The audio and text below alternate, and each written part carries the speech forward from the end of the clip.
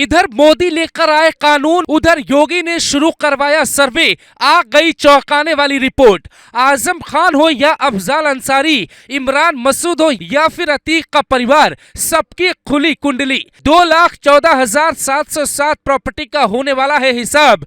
कई मौलानाओं को होने वाली है जेल। वक्फ बोर्ड का बिल जैसे ही सदन में पेश हुआ, यूपी में योगी आदित्यनाथ दो वजहों से खुश होने लगे।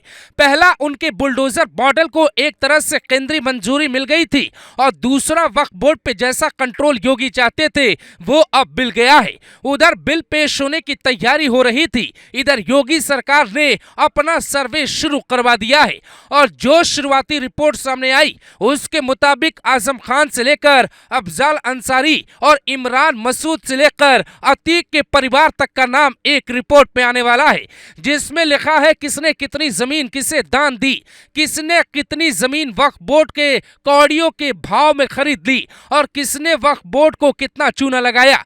आप ये जानकर हैरत में पड़ जाएंगे कि यूपी में शिया वक्फ संपत्तियों का सबसे बड़ा हिस्सा मौलाना कल्वे जव्वाद के पास है, जबकि सुन्नी वक्फ की संपत्तियां मदनी बंधुओं के पास है। ये वही मदनी बंधु हैं जिन्होंने कुछ दिन पहले योगी सरकार के नेम प्लेट के फैसले पर सवाल खड़े किए थे।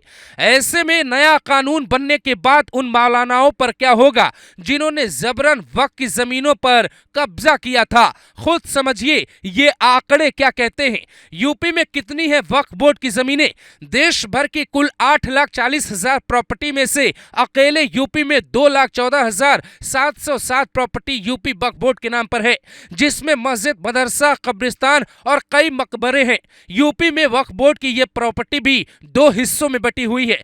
पहली है सुन्नी वक्फ बोर्ड की और दूसरी है शिया वक्फ बोर्ड की। शिया बोर्ड की सबसे ज्यादा संपत्ति लखनऊ में है। सुन्नी बोर्ड के पास टीले वाली मस्जिद, लखनऊ जामा मस्जिद, नादान महल मकबरा, शाही अटाला मस्जिद जौनपुर, दरगाह सैयद सालार मसूद गाजी बहराइच, फतेहपुर सीकरी की सलीम चिश्ती का मकबरा और वाराणसी धरहरा मस्जिद भी है। शिया वक्फ बोर्ड के पास लखनऊ का बड़ा इमाम बाड़ा, छोटा इमाम बाड़ा, रामपुर का इमाम बाड़ा, किला ए मुअल्ला, मकबरा जनाब ए आलिया, इमाम बाड़ा, खास बाग, फैजाबाद में बहू बेगम का मकबरा, बिजनौर का दरगाह आलिया नजफ ए हिंद और आगरा का मजार शहीद ए सालिस शामिल है। लेकिन ये वो संपत्तियां हैं जिनका रिकॉर्ड आंखों के सामने है, पर कई ऐसी प्रॉपर्टी भी हैं जिन्हें कई मुस्लिम नेताओं ने कौड़ियों के दाम पे खरीद लिया। बीते महीने ही लखनऊ से ऐसी खबर आई थी कि वहां वक्फ बोर्ड की जमीन पर अवैध दुकान बने, मस्जिद की आड़ में कमर्शियल कॉम्प्लेक्स बनाया गया है जिनसे काली कमाई हो रही है, जिन पे अब योगी सरकार खुलकर शिकंजा कर सकती है, क्योंकि नए कानून में इस बात का जिक्र साफ साफ है कि वक्फ के पास कितनी जमीन है और उस पे क्या हो रहा है।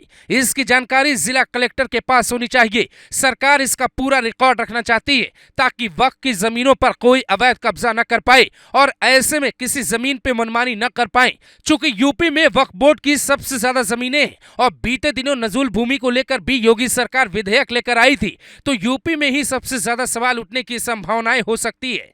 हो सकता है लोग इस बिल के खिलाफ सड़कों पर भी उतर जाए, क्योंकि संसद में जिस तरीके से विरोध देखने को मिला वो साफ बताता है कि ओवैसी से लेकर इमरान मसूद तक ये बिल पसंद नहीं करना चाहते। मैं आपसे जानना चाह रहा हूं सर कि ये जो आप बिल ला रहे हैं, आप देश को बांटने का काम कर रहे हैं, जोड़ने का काम नहीं कर रहे हैं। आप दुश्मन हैं मुसलमानों के, उसका सबूत ये बिल है। Thank you sir. संविधान की धज्जियां इस विधेयक के अंदर उड़ाने का काम किया जा रहा है। पर काफी पहले योगी ने कह दिया था कानून को कैसे लागू करना है वो हम देख लेंगे, कोई कुछ भी हिमाकत नहीं कर पाएगा। कुछ नहीं होगा, न्यायालय मेरिट के आधार पर फैसला करे, फैसले को लागू हम करेंगे और किसी के माई के लाल पे हिम्मत है उत्तर प्रदेश में उपद्रव करके दिखा दे।